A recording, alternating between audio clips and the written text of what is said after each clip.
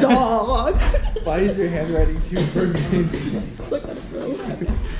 Alright, as you guys pass in the last of you guys' slips, we'll move on to our third speech, which is going to be an icebreaker, the speaker's first speech. So lesson number 1, do not conform. Lesson number 2, forge your own path. Victor is going to tell us 3 lessons that he's learned over the years, and he's going to share it to you in this first speech of his. Please welcome Victor. Please.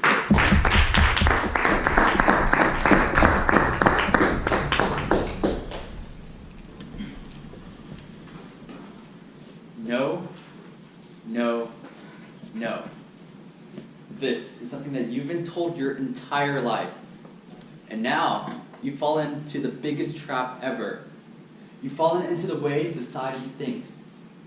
Growing up, we were told, if you want to be successful, if you want to be happy, all you have to do is go to college, get a job, and then enroll in a 401k plan.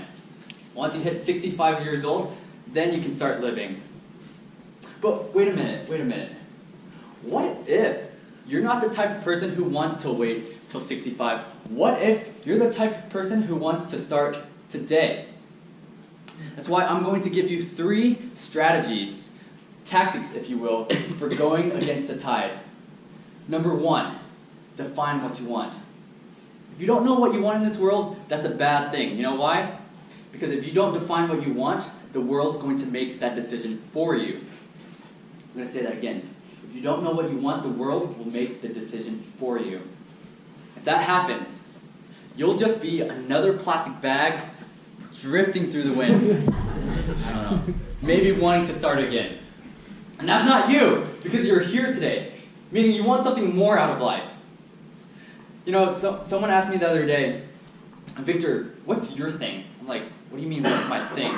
Well, what's that thing that like gets you up in the morning? What's that thing where you can wake up and anticipate all the trials of the day and be excited about overcoming them? I was like, that's easy, okay. I love people and I love helping people.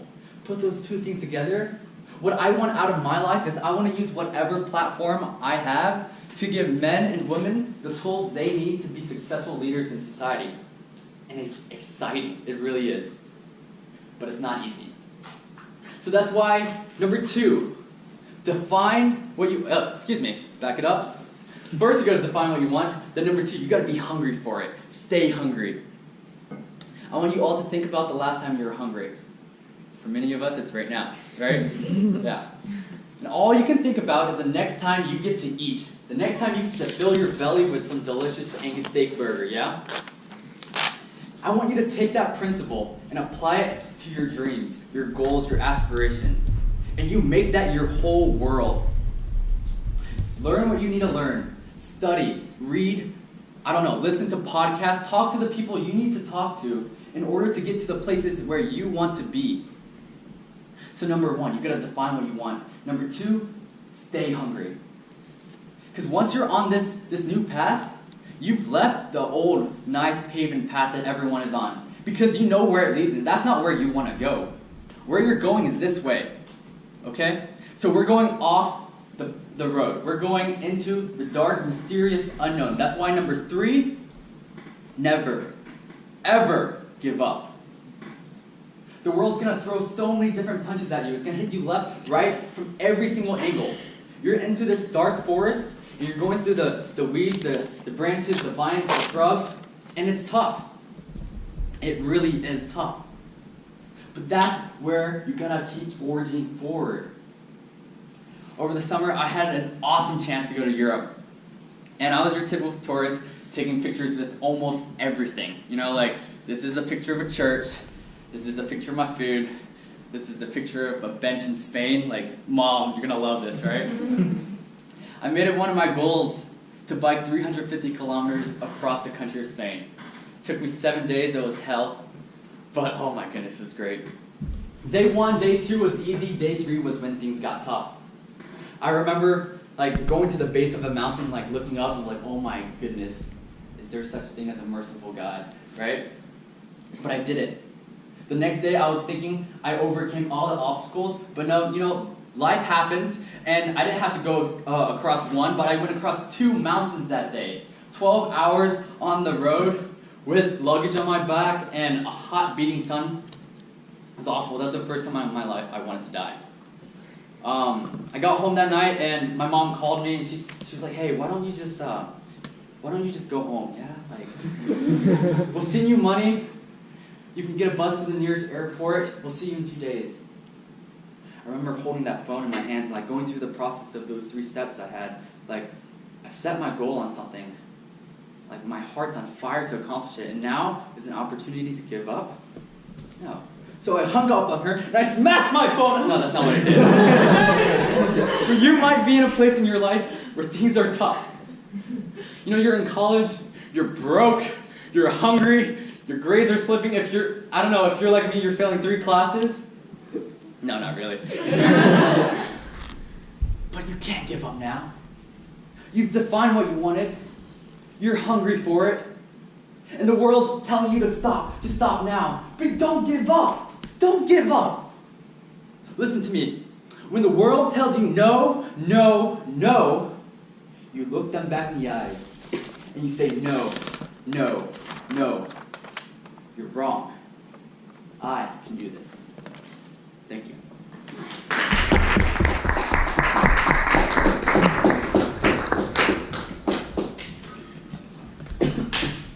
Dang, that was awesome. There's not a lot of people that can both tell a story that lets the entire audience know who you are and also inspire them to be a better person themselves. And the fact that you did that on your first speech is a telltale sign that you should have taken Toastmasters. Because you can get even better. So, that is his icebreaker speech, his first speech. So, on your evaluation slips, tell him what he's doing great. Tell him maybe what he can work on for the next speech. And what? Oh wait, we only have 3 speakers, right? So, oh yeah, he was in time, right? All right. Alright, so adding on a task on top of evaluating him. What? Adding on a task on top of evaluating him, on the bottom of that slip of paper it says best speaker. Since all 3 speakers were in time, vote who you think is the best speaker out of the 3. And then also pass that to the center aisle.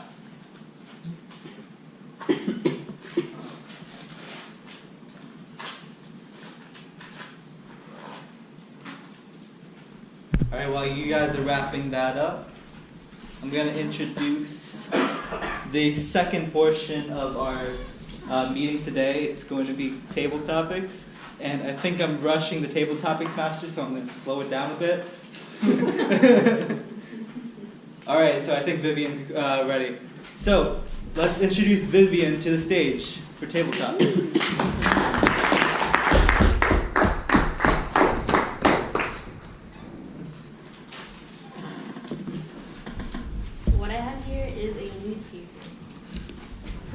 If you guys don't know what this is, that's fine, it's pretty old. This is what people used before we had cell phones. So it has information on the football score, current events, and it has an advice column. So that's the topic of today's table topics, is giving advice. So how this is going to work is I'm going to choose anybody from the audience, and you're going to come up here and give a 1 to 2 minute speech on any of these topics given. I'm going to pick one of these post-it notes which has a question on it. I'm going to read the question and you're going to reply with your advice. Cool. Does that make sense? Cool. Okay. So we can start off with you in the hat. Dude in the hat.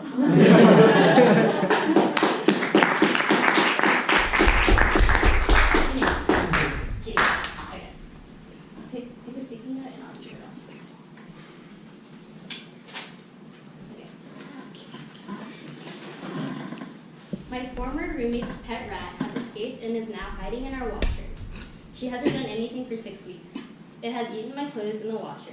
It can scale the walls and get behind the clothes reservoir. How do I get it out? So there's a rat. I'm sorry, I didn't get that. Could you repeat that? My former roommate's pet rat has escaped and is now hiding in our washer. My roommate hasn't done anything for 6 weeks. The rat has eaten my clothes in the washer, and it can scale the walls and get behind the clothes reservoir. How do I get the rat out? Okay, so there's a couple options that you could do to get the rat out.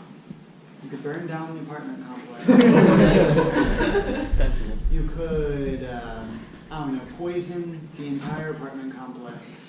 You could call animal control. But realistically, what you could do is you could call an exterminator. Because rats are not good, they spread diseases, and they allow you to live in unsanitary conditions, with droppings, and they can end up chewing on the wires, and they can actually even end up starting a fire. So, overall, rats are not good. I would poison them, set them on fire, you know, just try to think of another thing that you could do. You could try to drown it. I'm surprised it's alive if it's in the washer. But I mean, if it's in the washer and like you're running the washer and it's still not dead yet, maybe you should just leave it alone, because if it's not going to die by going in the washer, I wouldn't want to mess with it.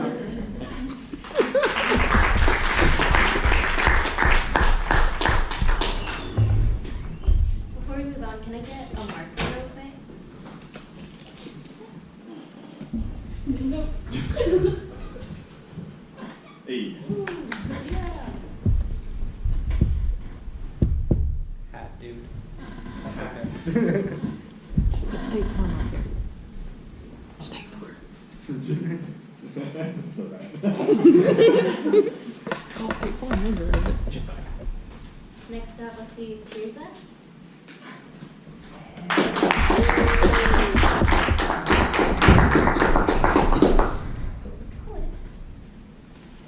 It's on a piece.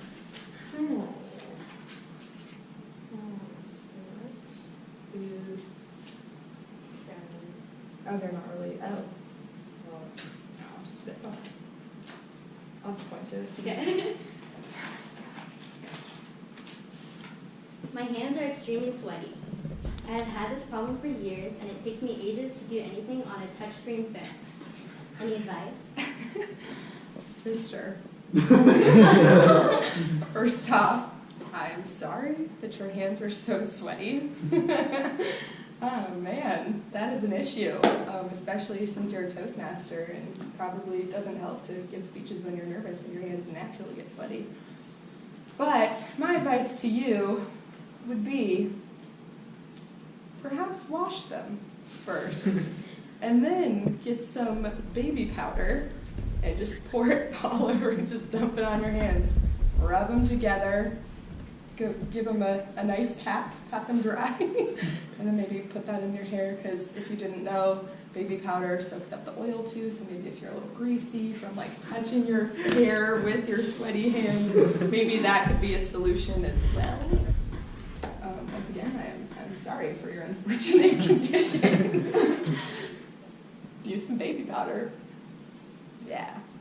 Did I hit the tap? Oh, yeah.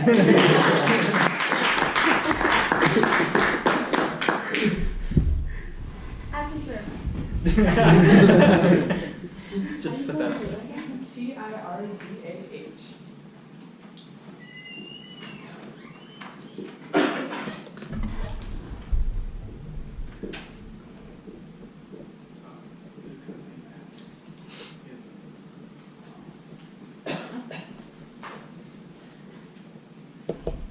Let's have you with the glasses avoiding my eye contact. The eye roll.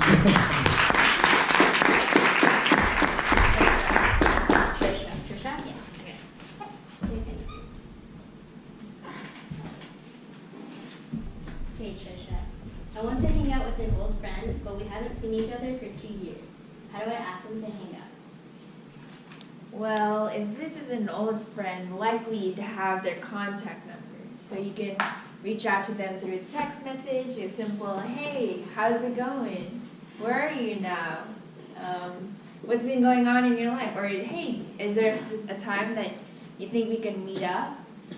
Or if you don't have their number but you have a mutual friend, you can reach out through that mutual friend. Hey, I'm trying to, connect with this old friend. I want to check up on them. I know last I'd seen them, they're doing so-and-so, been here doing that, and I just want to check up on them. So going through a mutual friend. If there's no way to get that connection,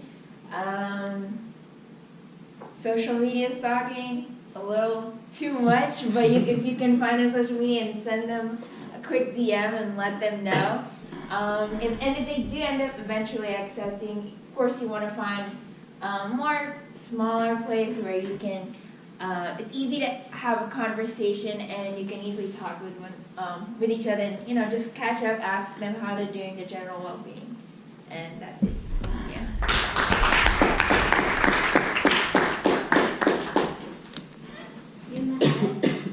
Now we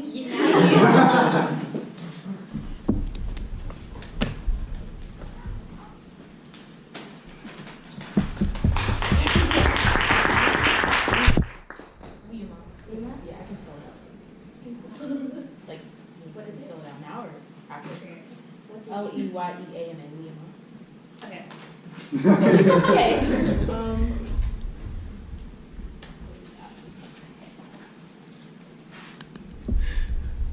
I joined the Navy to see the world. I've seen it. Now how do I get out?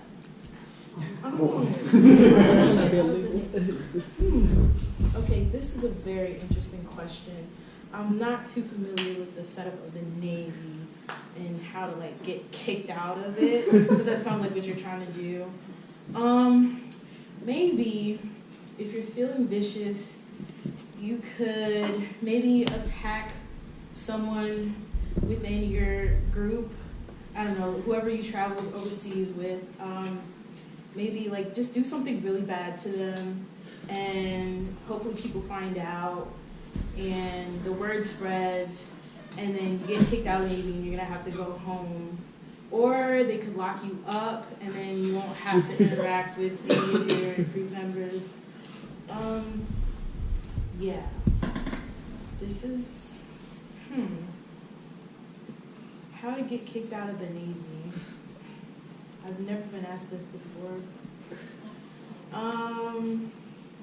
Another thing you could do is maybe disrespect your leader. Maybe just be really obnoxious to them, and then they'll hate you enough to kick you out, and then you'll be back home.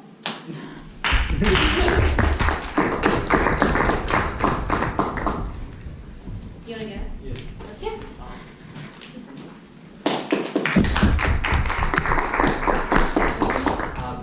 Aavi? They're not related. Oh, so they're all related. Yeah. My roommate keeps borrowing my Rolex watches without asking. I find this very annoying, but I don't want to seem uptight. How can I stop him? Quit bringing Rolex watches to college. They won't get stolen. Bring the fake ones. No, but for real, if you don't want to seem uptight, it's your thing, right? So technically you can stop telling him to do it, or if you catch him in the act, take a photo, talk to the RA. There's a lot of stuff you can do right there. Now, if you're not in college, because this is technically a newspaper article, so if you're not in college and your roommate is still doing this, move out of that room. Because right now it's your Rolex, tomorrow it's your car, the next day. I'm sorry, but you're already, actually, no, you're not broke if you have a Rolex, but you never know.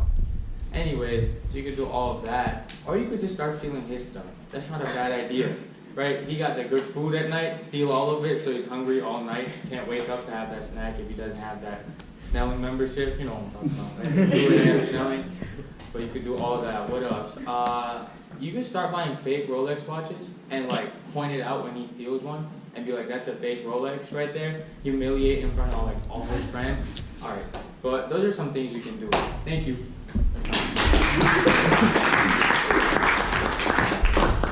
Let's have you in the gray shirt.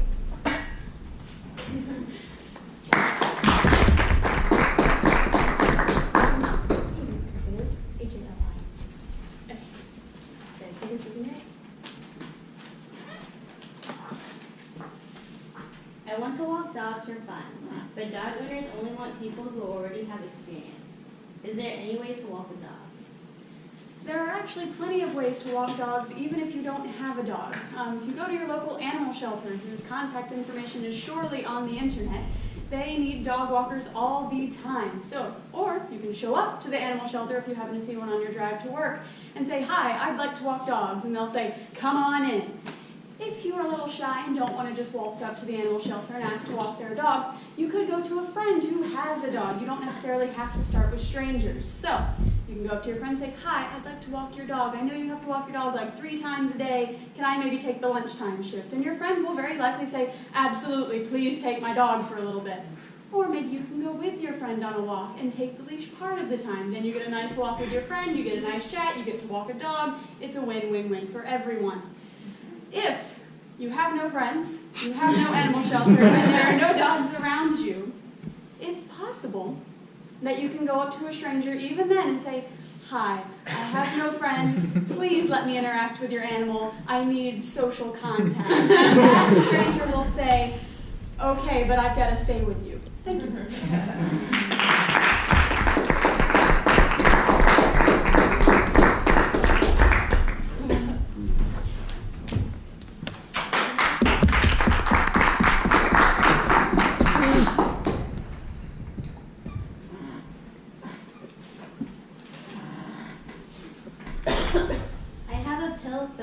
But need to take my pain medication. How do I get over the fear of swallowing pills besides crushing it? If there's one thing in my life that I have learned, it would not be what the inside of a doctor's office looks like. And I say that because I am one of the millions of people, citizens of America, who lack basic health insurance. Thanks, Trump. Another thing I learned in life is to always face your fears. Now, this could be whether it is public speaking at meetings, the public speaking group at UTA, or 1 year ago, not being able to climb onto the 3rd rung of a ladder, and 2 weeks ago, jumping a 12-foot fence, outrunning 3 security guards and 2 armed police officers, and getting into Music Midtown completely for free. Oh God, this is on YouTube. As a person who has both experienced adversity and fearlessness,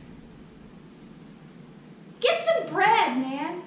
Roll it up. You won't even know. Go to a pet store. There's these cool things. They're called greenies.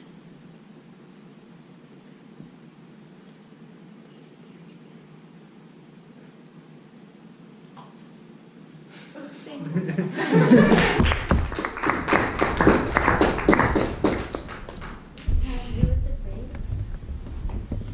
Okay, that's you.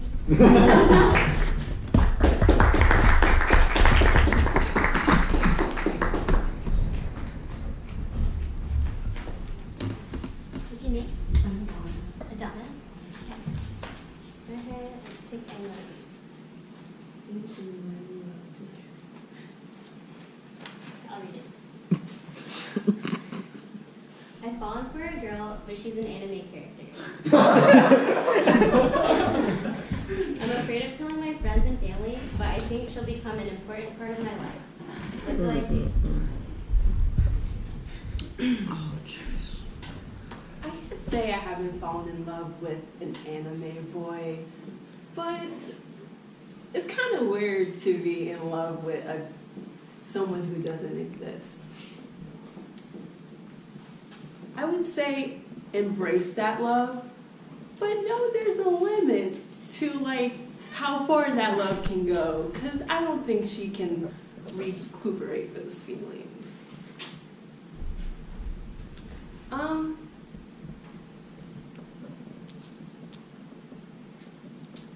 The best thing I can tell you is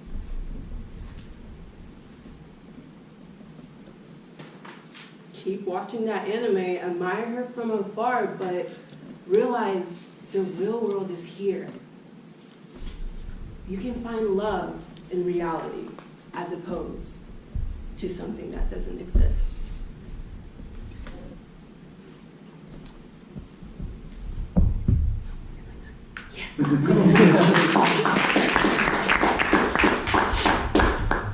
Applause and choose me.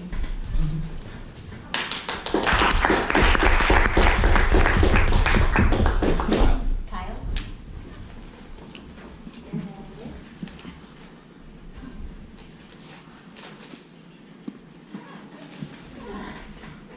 My parents have both been moderate hoarders, for my whole life. So I've been holding onto unnecessary stuff just in case.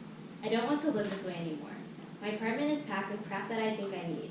How can I tell what is and isn't worth holding on to? I'm not the right person to ask for this because I'm actually a bit of a hoarder myself. You know, I find myself saving the most random items around my house. You know, it could be T-shirts from a baseball tournament that I played in when I was 10 and we didn't even win it. So it was like, what's the significance of it? On top of that, you know, I can't even tell you the amount of